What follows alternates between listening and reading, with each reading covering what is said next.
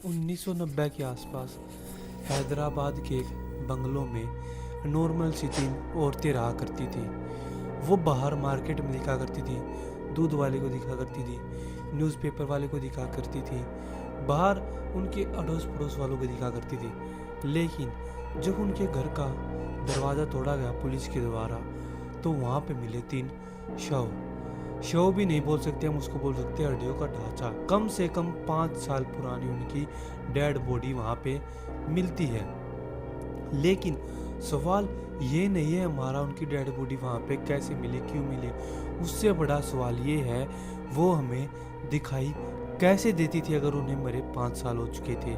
तो आज का हमारा केस है हैदराबाद के कुंदन बाग का, जिसको वहाँ के आसपास के लोगों ने नाम दिया विच इज लेयर।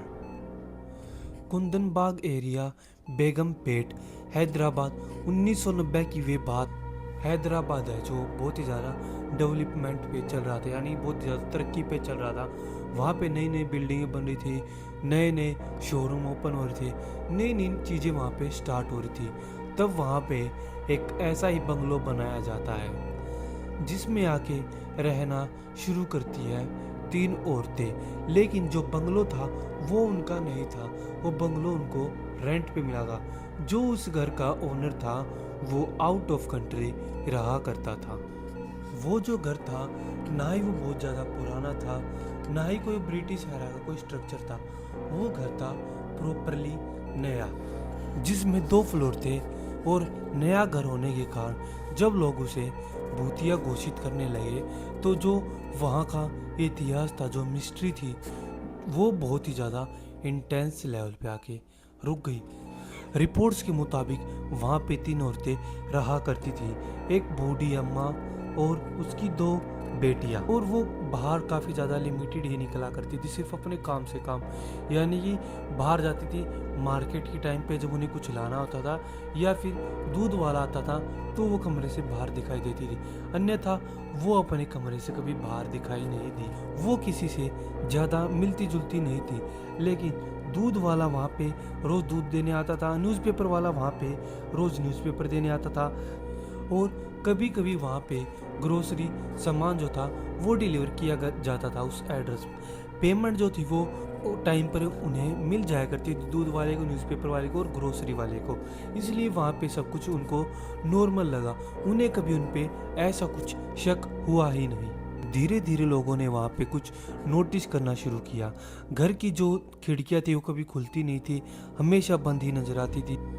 कोई कभी बाहर अच्छे से कभी दिखाई नहीं दिया। कभी कभी वो मार्केट में ही नज़र आते थे। कभी कभी जो कमरा था वो बहुत ही ज़्यादा सड़ रहा होता था, यानी कि वहाँ से बहुत ज़्यादा गंदी स्मेल आ रही होती।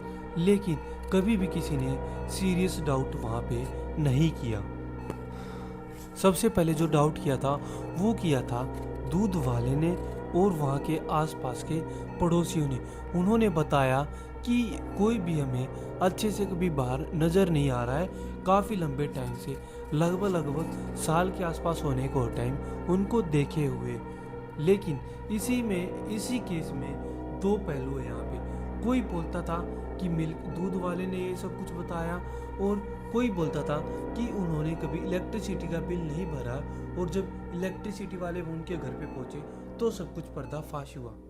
तो या तो आप दूध वाली थ्योरी मान लो या फिर इलेक्ट्रिसिटी वाली। लेकिन उसके आगे जब केस बढ़ता है, पुलिस को इन्फॉर्म किया जाता है, तो पुलिस वहाँ पे मौके पे मौजूद होती है। जब पुलिस वाले दरवाज़ा तोड़ के अंदर घर में पहुँचते हैं, तो वहाँ पे उनको मिलती है 3 लाशें, जो कि काफ़ी ज़्यादा गल सड़ गई थी, जैसे उनको काफ़ी ज़्यादा लंबा अरसा वहाँ पे हो गया है। लेकिन वहाँ पे जो पड़ोसी थे वो बोलते हैं कि हमने इनको अभी कुछ टाइम पहले ही देखा था, इनके साथ ऐसा सब कुछ कैसे हो सकता है। यानी कि जो पड़ोसी थे उनका बोलना था कि हमने इनको अभी कुछ टाइम पहले देखा था, ये अगर मरे गए हैं तो वो कौन थे जो हमें मिले थे। लेकिन जो मेन चीज़ थी वो निकल के आई फोरेंसिक रिपोर्ट्स के द्वारा।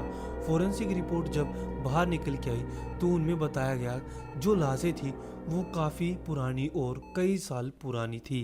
और जो शॉकिंग बात थी जो निकल के आई थी वो निकल के आई थी, जो बॉडीज थी वो एक ही जगह पे इकट्ठी गिरी हुई नहीं पड़ी थी, वो पड़ी थी अलग अलग जगहों पे, अलग अलग रूमों में, अलग अलग तरीके थे। लेकिन उनको मारने का या फिर उनके मरे होने का जो पैटर्न था वो बिल्कुल सेम था। जो मौत थी उनकी शायद अलग अलग टाइम पे हुई थी, लेकिन हुई थी एक ही।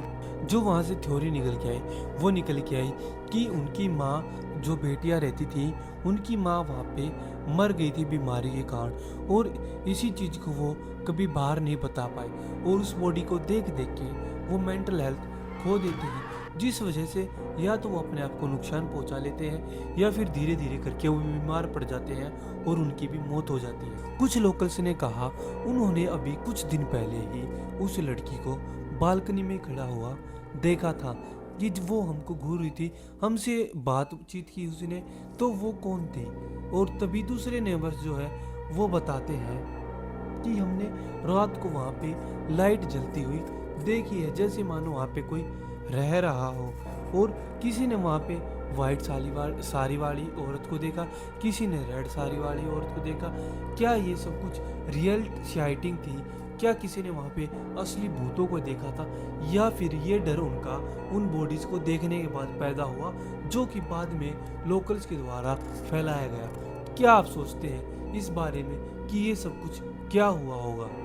जैसे कि हमारी एक ह्यूमन साइकोलॉजी में एक फिनोमिना होता है जिसका नाम है रिट्रोस्पेक्टिव फियर मेमोरी, जिसमें क्या होता है, जो इंसान होता है वो अपनी पुरानी मुलाकातों को भी एक भूतिया रूप दे देता है। जैसे कि कैसे, जब अगर किसी नेबर ने वहाँ पे उन औरतों को मरा हुआ देखा होगा तो उनके मन में एक डर पैदा हुआ होगा कि हमने किससे बात की, क्या हुआ यहाँ पे, कैसे सब कुछ मरे हुए पड़े हैं, अगर ये सब कुछ मरे हुए हैं तो हमने उस दिन किसको देखा था।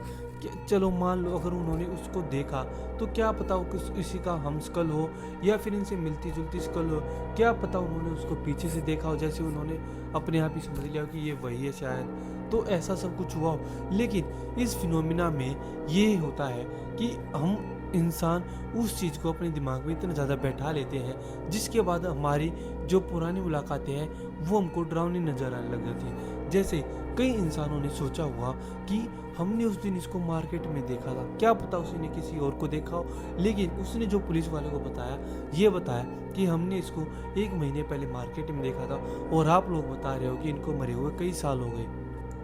जो वहाँ पे जो घर था उस घर को विचिस लेयर का नाम दिया गया। जो न्यूज़पेपर्स थे उन्होंने कवर किया इस घर को एक भूतिया घर के नाम से, भूतिया घर, चुड़ैलों का घर, या फिर मरे हुए आदमियों का घर। इस तरीके से इस केस को बाहर निकाला गया मीडिया के द्वारा। इसको बिल्कुल सनसनीखेज केस बना दिया मीडिया के द्वारा, और ये न्यूज़ वहाँ पे लोकल न्यूज़पेपर्स पे, लोकल न्यूज़ पे इतनी ज़्यादा फैल गई, जिसके बाद उस घर को इतना ज़्यादा बदनाम कर दिया, जिसके बाद उन्होंने एट लास्ट उस घर को सील करना, बंद करना ही सही समझा। लेकिन इसमें एक केस में एक छोटी सा मोड़ और आता है, उन्होंने उस घर को बंद कर दिया, तो उस घर को बंद करने के बाद वहाँ पे कभी दोबारा पैरानॉर्मल एक्टिविटी क्यों नहीं हुई। वहाँ के लोकल्स ने बताया कि इस घर को बंद कर देने के बाद हमारे साथ कभी ऐसा कोई कुछ नहीं हुआ कि हमने उनको फिर दोबारा देखा हो, दूध वाले ने उसको फिर देखा हो, या फिर वहाँ से किसी ने फिर से ग्रोसरी मंगाई हो, वे ऐसा कुछ वहाँ पे दोबारा क्यों नहीं हुआ। लेकिन जो कुंदन बाग जगह है वो आज भी ऐसे की ऐसे ही है, और ये घर भी ऐसे का ऐसा ही है, बंद पड़ा है। लेकिन जो कहानी है वो लोगों के मन में आज तक ऐसे ही गूंज रही है, ऐसे ही चल रही है। तो सच क्या है? क्या वो जो एक मौत हुई थी वो मेंटल हेल्थ के द्वारा की गई थी, या फिर वहाँ पे कुछ और हुआ था, तंत्र विद्या कुछ ऐसा, या फिर वहाँ पे क्या हुआ था? आप सब क्या सोचते हैं कमेंट्स में ज़रूर बताना। और अगर आपको ये केस थोड़ा सा भी अच्छा लगा हो, ये वीडियो थोड़ी सी भी अच्छी लगी हो, तो प्लीज़ सब्सक्राइब कर लेना। मिलते हैं अगले ही केस में, जिसमें हम आपको कुछ इससे ज़्यादा भयंकर बताने वाले हैं। और हमारी सीरीज़ कैसी चल रही है भी कमेंट्स में ज़रूर बताना। मिलते हैं फिर नेक्स्ट वीडियो में।